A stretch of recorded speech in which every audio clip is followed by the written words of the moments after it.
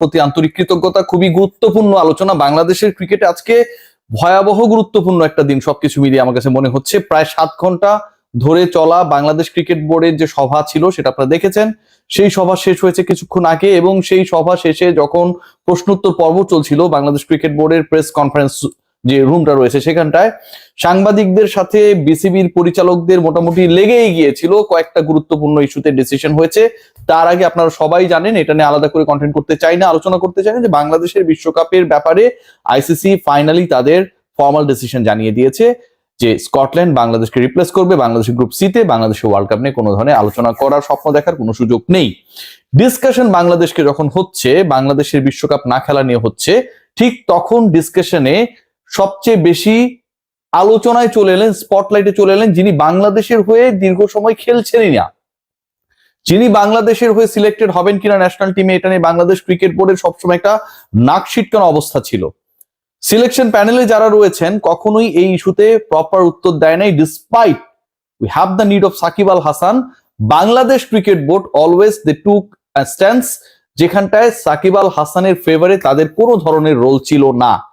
সাকিব আল হাসানকে গত 24 অগস্টের পর থেকে তার ওই ফেসবুক পোস্ট না করা এই ইস্যুগুলো নিয়ে যে বিতর্ক তৈরি হয়েছিল, সেটা নিয়ে তিনি ফেসবুকে সরিও বলেছিলেন। যে বিতর্ক তৈরি হয়েছিল সেই বিতর্ককে সামনে নিয়ে বাংলাদেশ ক্রিকেট বোর্ড কখনোই সাকিব আল হাসানকে একজন প্লেয়ার হিসেবে গত প্রায় 1.5 বছর কাউন্ট করেনি।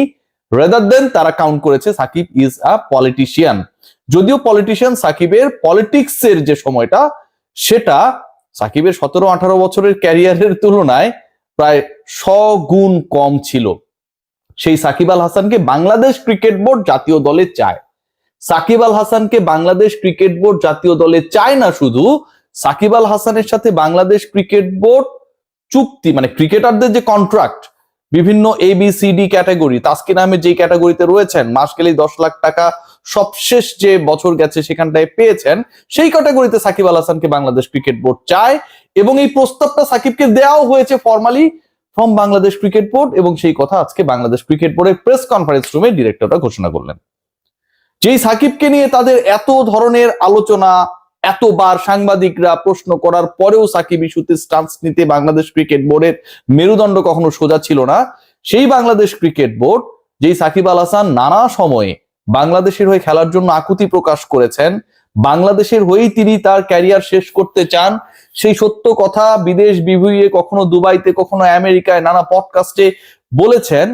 যে সাকিব আল হাসানের ব্যাপারে বাংলাদেশ ক্রিকেট বোর্ডের অবস্থান সবসময় এমন ছিল যে সাকিব যদি আসে, এভেলেবেল যদি হয়, সরকার যদি অ্যালাউ করে, তাহলে আমরা বিবেচনা করব। সেই বাংলাদেশ ক্রিকেট বোর্ড এখন জানাচ্ছে সাকিব আল হাসানকে আমরা চাই, এবং আমরা যে সাকিব আল হাসানকে চাই এটা সরকারের সাথে অনেকে আলোচনা হয়ে গেছে।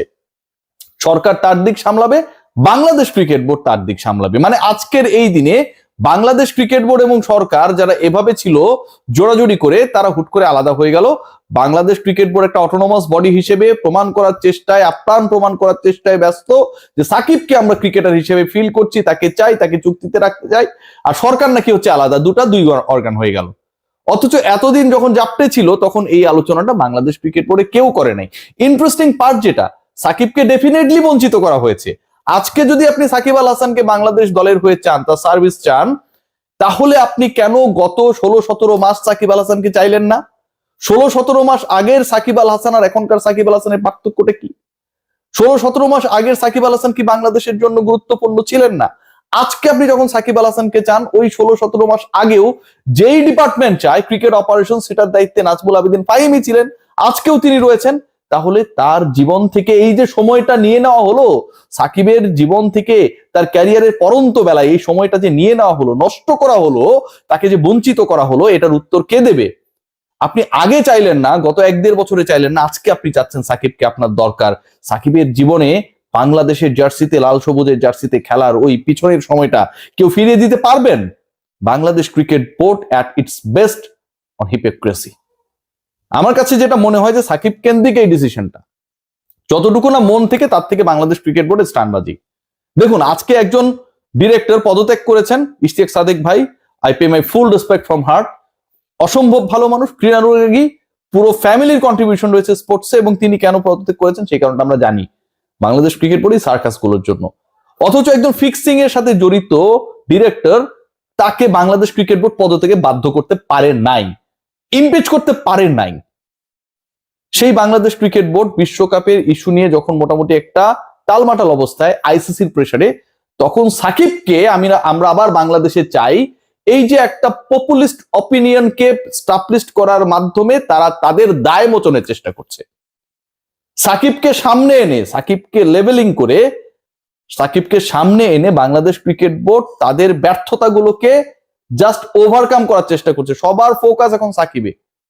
বাংলাদেশ ক্রিকেট বোর্ডের একজন ডিরেক্টর যে ফিক্সিং এ জড়িত, বাংলাদেশ ক্রিকেট বোর্ডের যে ডোমেস্টিক টুর্নামেন্ট গুলো বন্ধ, সেখান থেকে সবার দৃষ্টিভঙ্গি সরে যাবে, আইসিসি রেভিনিউ পাবে না, সবার দৃষ্টিভঙ্গি সরে যাবে, সবাই সাকিব সাকিব করবে। এবং মানুষ কি চায়, ক্রিকেট বোর্ড সেই নামটা বুঝতে পেরে আজকে সাকিবের আলোচনা নিয়ে এসেছে। যদি সেটাই হয়, আজকে যে আপনারা সাকিবের আলোচনা নিয়ে আসলেন, সাকিবকে ব্যবহার করলেন, আপনারা গত 15 মাস 16 মাসে কেন এই স্ট্যান্সটা নিলেন না? নতুন বোর্ড আপনারা দাবি করছেন, আসিফ আকবর দাবি করছেন, কিন্তু পুরনো নাজমুল আবেদিন ফাহিম তখনও তো ক্রিকেট অপারেশনস এর দায়িত্বে ছিলেন না? ইফতেখার রহমান মিঠুরা তখন ছিলেন না? ছিলেন তো, তারাই তো ছিলেন। ফারুক আহমেদরা ছিলেন না? তখনকার প্রেসিডেন্ট, এখনকার ভাইস প্রেসিডেন্ট তখনও ছিলেন, এখনো আছেন। সো এই মানুষগুলোই হুট করে চেঞ্জ হয়ে গেল। কারণ সাকিবের ইস্যুটা মানুষ খায়। বাংলাদেশ ক্রিকেট বোর্ড সাকিব আল হাসান ইস্যুতে যে কাজটা করেছে, এটা যদি মন থেকে করতো, সত্যি সত্যি এই চ্যাম্পিয়ন ক্রিকেটারকে যদি বাংলাদেশে নিয়ে আসা হতো, তাকে তার ক্যারিয়ারের শেষটা বাংলাদেশে করার সুযোগ করে দেওয়া হতো, বাংলাদেশ সরকারের, বাংলাদেশ ক্রিকেট বোর্ডের অনেক বিশাল লস হয়ে যেত। তেমনটা হইতো না রে ভাই। ও ক্রিকেটটাই খেলেছে। একই রকম হবে না। ঘরের প্রত্যেকটা সন্তান, পিতামাতা যতই একই রকম ভাবেই লালন পালন করার চেষ্টা করুক, কেউ একই রকম হবে না। সাকিবের মতো, মাহমুদুল্লাহ রিয়াদ তার মতো, মুশফিক তার মতো, তাসকিন তার মতো, তানজিম সাকিব তার মতো, তানজিদ তামিম তার মতো। আপনি কখনো কাউকে মেলাতে পারবেন না। পৃথিবীর কোনো কিছুই একই রকম হয় না। এটা আপনার কোনো বস্তু না যে আপনি কপি বানালেন। এটা আপনার কেক না, যেই সাইজে ডায়াসের মধ্যে দিলেন সেটাই হয়ে গেল। মানুষ তো রে ভাই। সেই সাকিব আল হাসানকে নিয়ে আপনারা যে কাজটা করেছেন, খুব খারাপ করেছেন। এবং এখন পাবলিক সেন্টিমেন্ট নিজেদের পক্ষে নেয়ার জন্য যেই কাজটা করলেন, এটাও ভয়াবহ খারাপ কাজ করলেন।